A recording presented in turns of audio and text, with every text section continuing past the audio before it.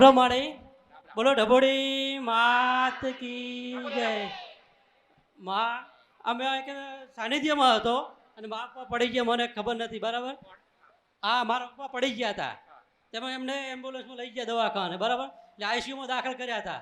પણ ડૉક્ટરે કીધું કે બહુ સિરિયસ છે એમ, અને હેમરેજ થઈ ગયું હોય કે એમ, હેમરેજ થઈ ગયું હોય, નસ ફાટી જાય એવું કીધું. હા, પછી મેં ભટિયાણી માને બેડો માન્યો. હે માં ભટિયાણી માં, બીજું મારા પપ્પાને ઓપરેશન ના કરવું પડે, કંઈ ના કરવું પડે, મારી માં તારે લાવવાના હે સાનિધ્યમાં. તો મારીએ ત્રીજા દિવસે જ છૂટી હલાવી દીધી માએ, ત્રીજા દિવસે, અને રજા પાઈ દીધી. અને નોર્મલ છે કે જો કંઈ નહીં જમતા, નોર્મલ છે ને અત્યારે લઈને આવ્યો હું. હા હા, પોતે મારા પપ્પા. રામ રામ. મારી ભરતભાઈ માને પૂછ્યું કે માં મારા પપ્પાને ઠીક નહીં, દવાખાને લાયા. તો કે તમારા પોંજાબા હે, અહીંયાના મેલડીમાં હે, એ કૂવો હે, એ મેલડીમાં, કૂવાના મેલડીમાં કહેવાય. તો એ મેલડીમાંનું પૂછ્યું તે એની મમ્મીને કાંઈ ખબર નહીં, એને કાંઈ ખબર નહીં. પછી ઘરે આવ્યા, ઘરે આવીને માતાજીને વધામણા કર્યા, વધામણા આલ્યા, વધામણા આલીને પછી મને કાંઈક ઠીક થયું. હા, પછી હું ઘરે પાટમાં બેઠો અને પછી મને યાદ આવ્યું એટલે મેં કીધું મારા હાહરાનું નામ લવજીબા, અહીંયાના બાનું નામ નાનજીબા, અને અહીંયાના દાદા પોંજાબા. અને પોંજાબાને ખેતરમાં વાડી હતી, અને અમારા બાપાની કહેતા, અમારા બાપાની જ્યાં દકાર પડતો વાડી કરવા જતા. તો આ સાચું હાવ, અને મેળવીમાં સાચા, અને પોંજાબાઈ સાચા. આ 3 પેઢી. અત્યારે તો અમારી પેઢી 4 કહેવાય. હા હા,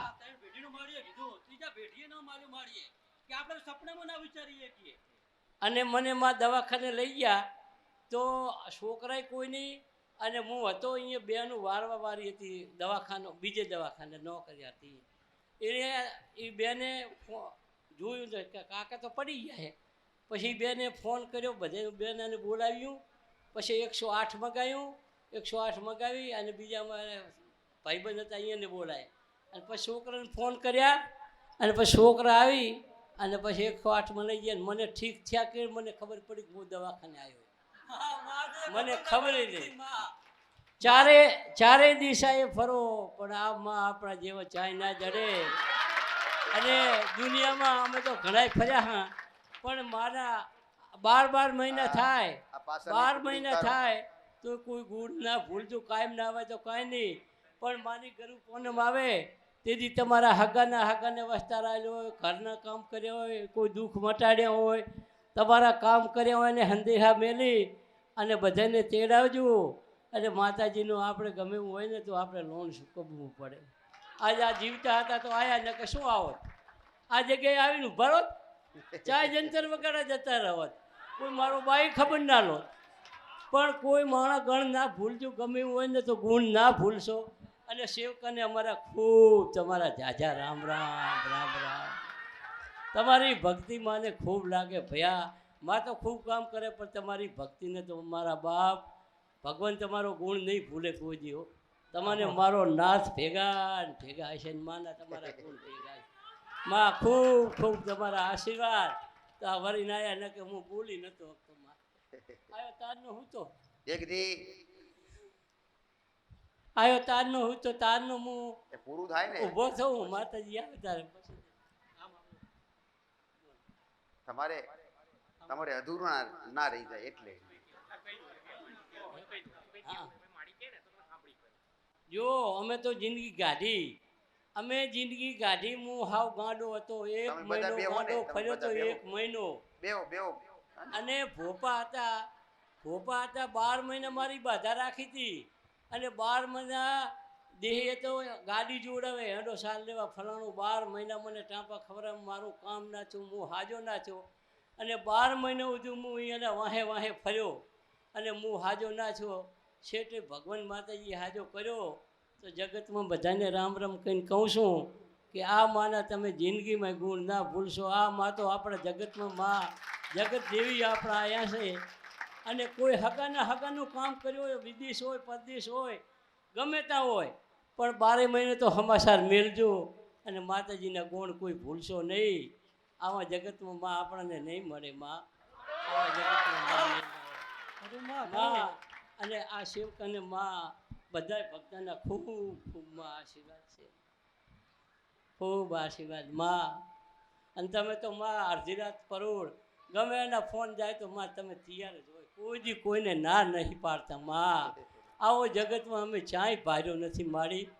તમારા ગમે ત્યાં ફોન જે આવે છે ને હગાના ફોન જે આવે છે હગાના ફોન જે આવે છે તો માએ વાત સાંભળી કીધું છે ફલાણો કરો.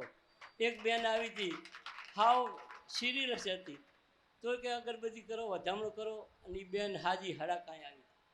આપણે બધાય ભારતા હતા ખબર છે ને બધાય ભારતા હતા અને બેન આવી હતી.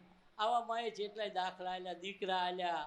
આવું જગવતો ભગવાનને શંકર ભગવાનને કામ કરો ને શંકર ભગવાન આપણને દર્શન દે. શંકર ભગવાન આપણને રસ્તા ના બતાવે એ આ માં બતાવે. તમે દુનિયામાં જાઓ ભગવાન આપણને દર્શન આલે. બાકી તમે ધારતા હોય કે આપણું ફલાણું કામ ઢેંકણું એ ભગવાન ના કરે. એ તો આપણા લેખ લખેલો એમ થાય. એ તો આવી માં હોય ને એ આપણને રસ્તા બતાવે ને આપણને રસ્તે ચડાવે. સમજ્યા? આ તો મારો પર્સનલ દાખલો છે. આ હું તમારે નજરે કહું છું. મેં આજ દાડા સુધી મેં જોયું આ જોયું કે માં તમે ના હોત તો હું આજ અહીં ના હોત. સમજ્યામાં? રામ રામ મારે જય જોગણીમાં પટિયાણીમાં મોમઈમાં મસાણી મેલીમાં ખૂબ ખૂબ તમારો આભારમાં જે એમાંથી થશે એ ટાંકો હવે તો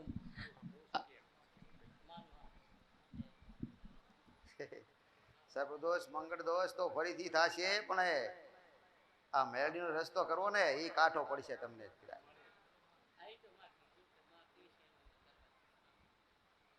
જેમ કરશે અમે કરવા તૈયારમાં. તમે જેમ કરશો ને અમે કરવા તૈયાર. તમારાથી તો અમે આવ્યા તમે કહો એમ જ અમારે કરવાનું હોય ને મને શું આવડે? મને કાંઈ ના આવડે. સોંપડો તો કહું નહીતર નંબર લખાવા નંબર નહીં આવે તમારો. આપણો દેવનો વ્યવહાર કરવો પડશે ને. આપણે 108 છે કઈ જગ્યાએ મૂકજો પેલા. હું માતાએ ભૂલી ગયો. કઈ દેવ બતાવી દઉં મસાણી મેલડી બરાબર. પૂજાભાઈની મેલડી પૂજાભાઈ તમારા દાદા થાય. બચ્યા એટલે બોલવાનું થયું ને બાપડાને. ના બચ્યા હોય તો એ રોતા હતા. એ તો રોતા હતા. એ રોતા. તમારો નંબર લખવાની આવે ખરા? અરે ગોડા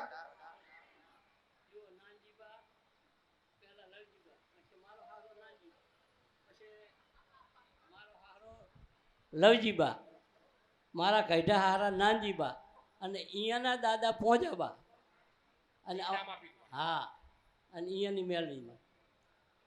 કેટલે બધી ઊંડી હતી કો.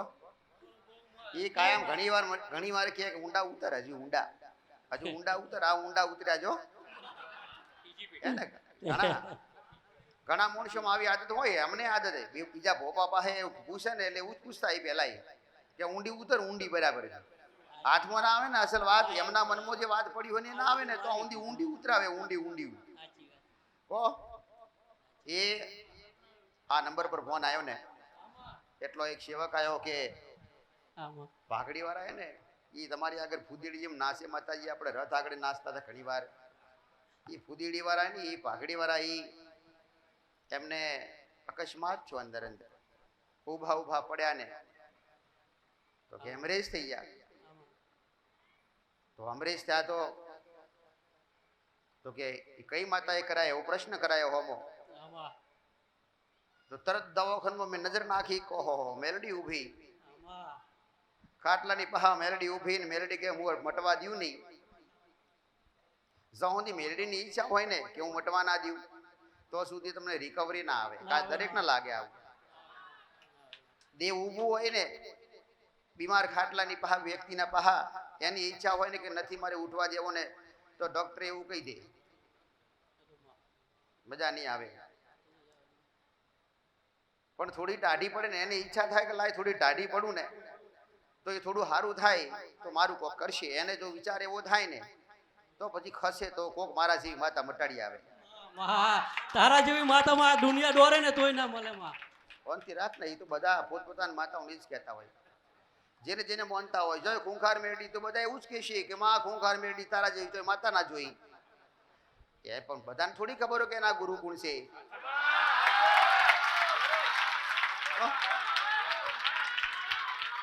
એટલે જેને ખબર ના હોય એ તો બોલે જ ને બાપડા, માં તારા જેવી કોઈ માતા જોઈ નથી.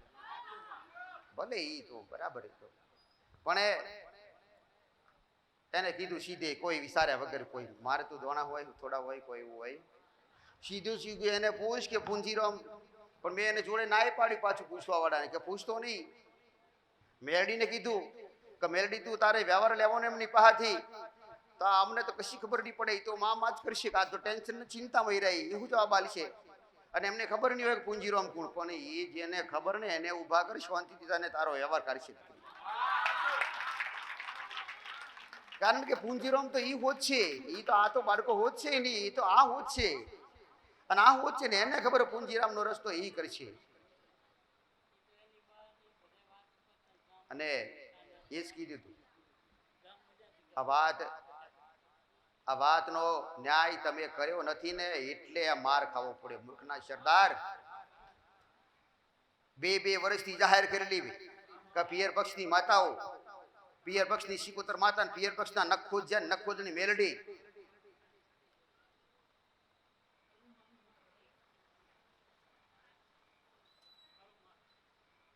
જાહેર કરેલી, તો એ જાહેર કરેલી તમે એનું સમાધાન ના કર્યું.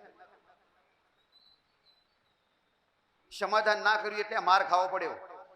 નહીતર તારા ડોહાનો વકો વાર ના થયો જેવું રૂપાલી જોગણી દીકરા. કારણ કે ભૂદેડી ખાધી તે એને મારા આગળ મારા રથડા હેડતા હોય ને એને ભૂદેડી ખાધી ને એ નાસ્તો દીકરા, નાસ્તો આજના જુઓને ને શરમ આવે, શરમ નથી રાખી દીકરા. વાત બીજી કે નેનું મોટું કોઈ પણ માતાનું મંદિર હોય ને, નેનું મોટું કોઈ પણ માતાનું મંદિર હોય ને એને ગમતું હોય દીકરા. નેનું હોય તો નેનું એને ગમતું હોય. કોઈ મોટી માતા, ભલે માતાઓ બધી અરખી હોય, મોટા મંદિર પણ હોય, પણ મારી વસ્તીના ઘેર મંદિર કેવા તો આટલા મંદિર દીકરા. હું મોમાઈ માતા, હું ભટિયાણી માતા ને એના સગડા મંદિર હું મારી વસ્તી બેહાડીને મને પૂજે, મને હેત ને પ્રેમ ને એ નાના સગડા આવડા મંદિરે, લાકડાના મંદિર, લાકડાના મંદિરો મને રૂપાલ જોગણી, મને ભટિયાણી માતા રે, મને મોમાઈ ની બધાને પૂજે, મારી વસ્તી પૂજે દીકરા. પણ એથી તારી નજર પડી કહો મોમાઈ ના મંદિર આવા ભટિયાણી માતા લાય મોટો મંદિર બનાવું મારો ધંધો એટલે દીકરા. તે મંદિર હારા નવા બની આલે, ભલે સ્થાપના કરી નથી પણ એમ શું મારાથી શી ઋણ રખાય ખરા? તારા ઋણ રાખ્યા નથી દીકરા. દેવનું હાલેલું કહેવાય, તમારું હાલેલું દેવને ક્યારે એડે જાતું નથી.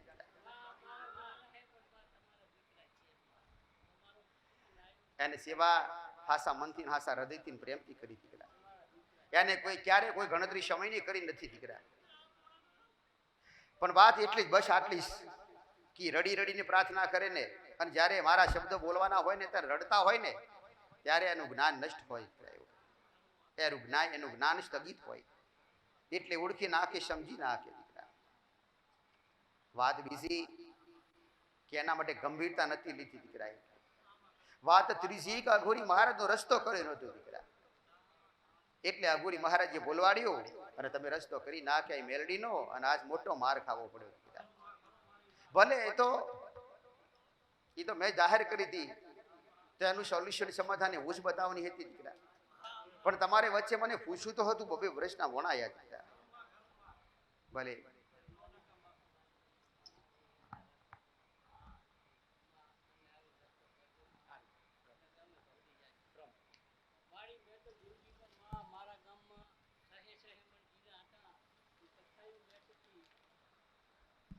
કથાયું બેઠી હતી 3માં, પણ મારી સહેમણજીના હતા તો સડાવવા મેં નહોતો જવા દીધો. અને 3 સડાવવાની પોથી મારા ઘરે આવી હતી. મારા ભગવાને મને કોઈ દી કાંઈ પાછો રાખ્યો જ નહીં. માં હોય કે ના હોય, પણ મારું ધર્મ તો પહેલું કામ જ હતું. માં કોઈ દી હું પાછો ચાઈ પડ્યો નહીં. આ કે ઓરડાની પછી તો પડી જઈને સડાવવા બોલે, એ તો થાશે થવાનું. ભગવાનનું કરવા દો, બીજી વાત જવા દો. ભલે રામ. આ પથ્થર ફાટી જાય એવા કોમ કર્યા. લાવ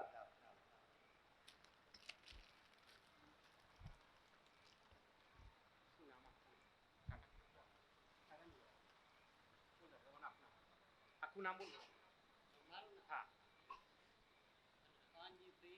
ભાઈ પંચાલ, એવા? કાનજીભાઈ ભીખાભાઈ પંચાલ. અમારું ગામ રાધનપુર જોડે કોયડા, પાકિસ્તાનની બોર્ડરે છેલ્લું અમારું ગામ આવ્યું. રાધનપુર રહેવાનું ગોતા, અમદાવાદ. વિશ્વાસદાસ જોડે કોણે બચાયા? મારી માય. ડબુડી માય. હા, ટબુડી માય. મને કઈ ભાન જ નથી. માયા બચાય, માએ બચાય તો જાય. માએ બચાયા મને, મારી માં લાયા મને, નકે ખબર નથી મને કશી. ભલે ભલે તો દવા. ભલે.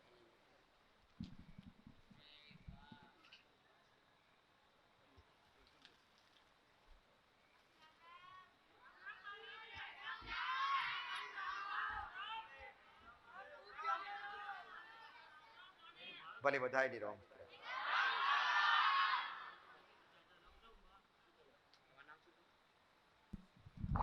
ભરતભાઈ કાંજીભાઈ પંચાલ. શું કોઈ કહે છે કે નવું લાયા?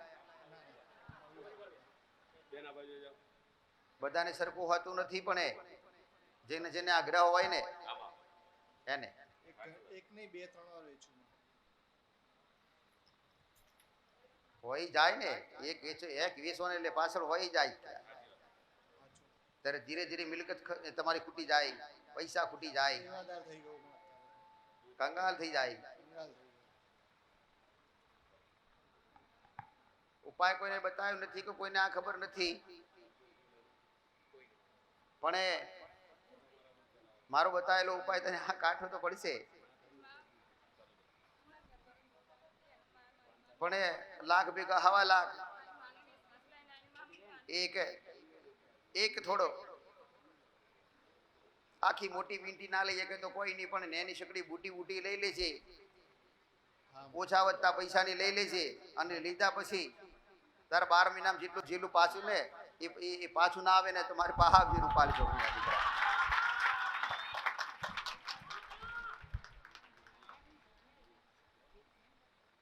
ઘણાથી ઘણા વધારે લોકોને લાગે કે સોનું ક્યારે લીધા પછી વેચવું નહીં, કારણ કે ઘરની કુળની માતાને ગમતું નથી. લક્ષ્મી એક બાજુ બોલો છો, લક્ષ્મી ઘરની માં, કુળનો દીવો થાય.